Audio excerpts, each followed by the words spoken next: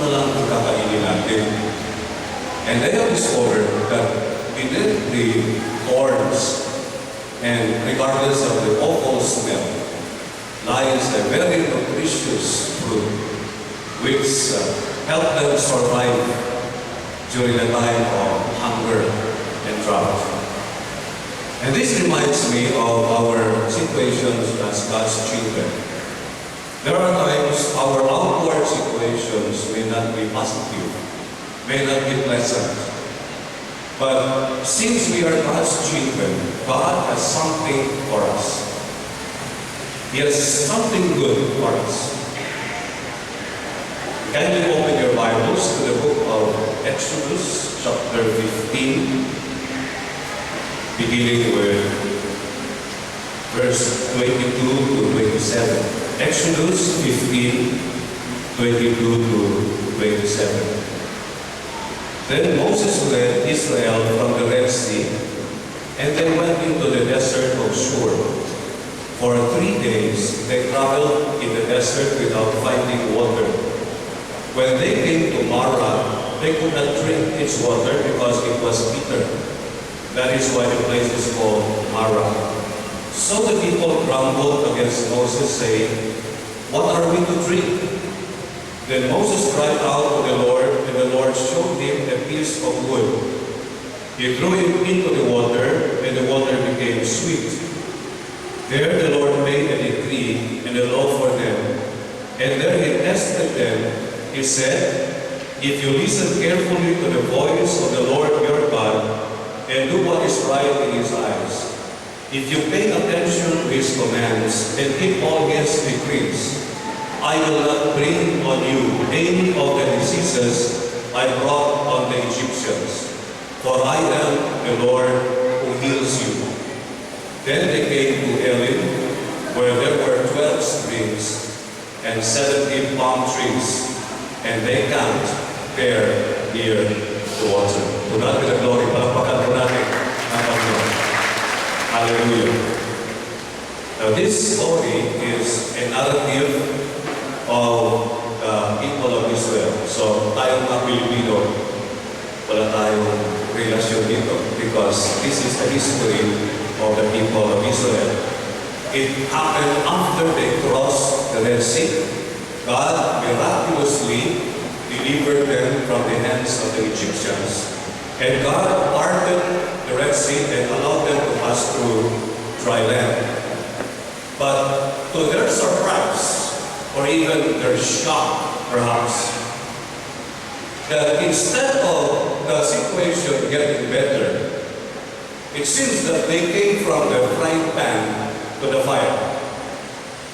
Because the situation now was a lot worse when they were in Egypt. In Egypt they had food along the Nile, it was fertile, there were plants, animals. Now they were in the desert, no water, and they came to a place called Marah. There was water, but the water is not fit to drink. I don't know whether it is salty water or whether it was muddy, filled with bacteria, but it was said that they could not drink of the water. It was a very difficult situation in the lives of the people of Israel. Perhaps many of us today feel that we are in a desolate place, in a situation which is very difficult, very hard. But there are principles that we can learn from this, although this story is not for us, because this is a story about the people of Israel. But there are principles I would like to impart with you from this passage. The first principle I believe God wants us to learn from this passage is that God's children are not exempted from difficult and hard situations in life. God's children are not exempted. Because even the Lord Jesus Christ Himself, when He was born into this world, He was born into a very difficult situation. Napakahirap noong panahon when Jesus Christ was born. If you know the history of Palestine, that 400 years after they came from the Babylonian captivity, the people of Israel were like ping pong balls. Because after they settled back in Judea or Palestine, the Persians were defeated by the Greeks.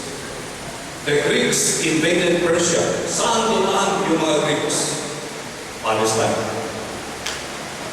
The Israelites were devastated.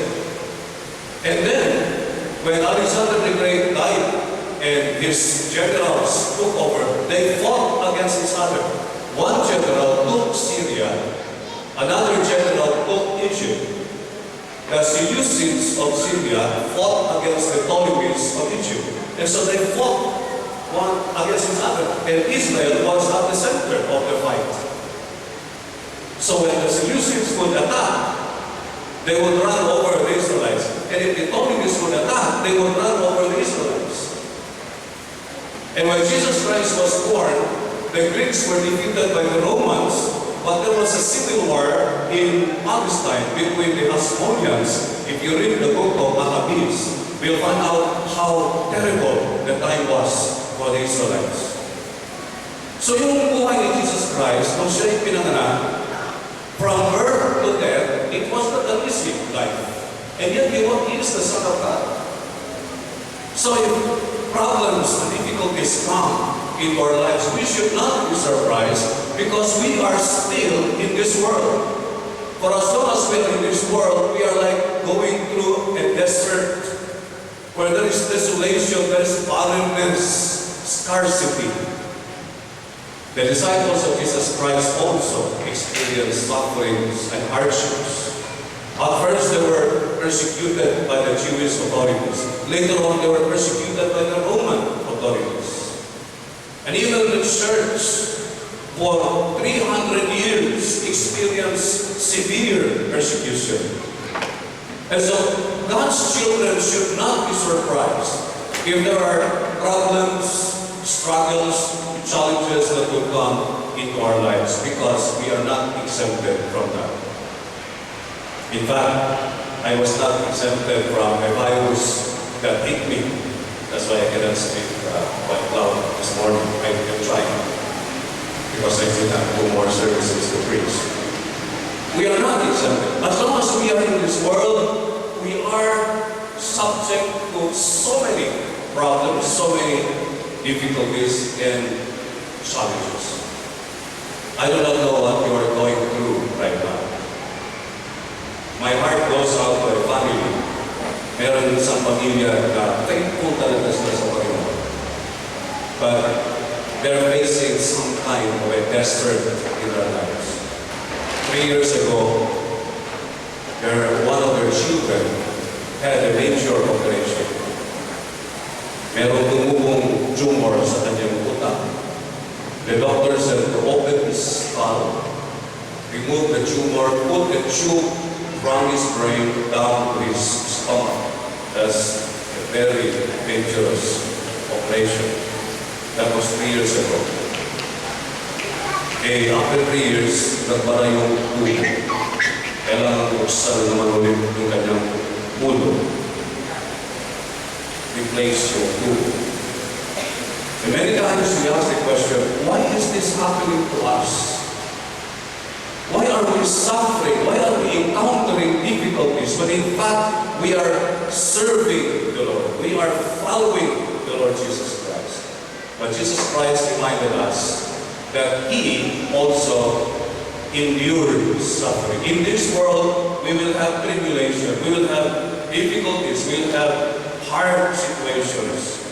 But the second principle that I would like to share with you this morning is that even in difficult situations, in hard situations, it could be a desert, a desolate place for you and for me. For as long as we are faithful to God, God's children can experience provision, protection, and prosperity. Hallelujah. Our present situation is not our final destination. temporary setback lang po yan. We are not destined to stay in the desert. We are destined for something better. And so God allowed the Israelites to see a glimpse of what lies ahead. Yes, they had to spend 40 years in the wilderness. But right in the wilderness, they experienced the power of God. I don't know what kind of wood was that God gave Moses. Whether it is full of chlorine, I don't know. But when the piece of wood was thrown into the water that could not be used for man and animals, the water became sweet. Amazing. Your situation may be impossible for you, but God can change that. He may not change your environment. He may not bring you to the United States. You have to stay, you have to stay in Zamboanga City. But right here in Zamboanga City, He can change something that is not good for you into something that is pleasing, not only to you, but even to God. Kapatid, right now, I believe God is going to show surprises to you who are faithful, because it says here, if you listen carefully to the voice of the Lord your God and do what is right in His eyes, if you pay attention to His commands and keep all His decrees, I will not bring on you any of the diseases I brought on the Egyptians, for I am the Lord who heals you. God will show something. God healed the water. The water was useless, but God healed it. God will heal your body. Your body may be deteriorating right now, but God is going to heal that. Your relationship may be deteriorating right now, but God is going to make that sweet. Siguro long Biyernes, you are the loneliest person in the world. But today, you should not be lonely, because God is going to heal your hearts. Hallelujah. Amen. He will keep you sweet. That's a song. We have not sung this song for a long, long while. That is Jesus keep you sweet. Kasi kung minsan yung dahil sa environment natin na napakahirap, pati tayo na-apektuhan na rin. We become bitter. When our situation is bitter, our surrounding is bitter, we also become bitter. But God can sweeten our lives. He can sweeten our lives. At makikita naman sa mukha. Kapag sweet yung puso natin, makikita sa mukha. I was about to write something about Valentine's Day, but my head was aching yesterday. So, sorry po, hindi ako nakasulat about Valentine's Day. But sometimes, Valentine's Day is centered on flowers, cakes, music, makeup. But it should be centered in what is inside our hearts. Is your heart sweet this morning, brothers and sisters? Is your life sweet in spite of the surrounding you're in? Because Sigmund Freud tells us, you are a product of your environment. Ganyan ka dahil yung environment mo masama, kaya masama ka. Magnanakaw ka because your environment magnanakaw.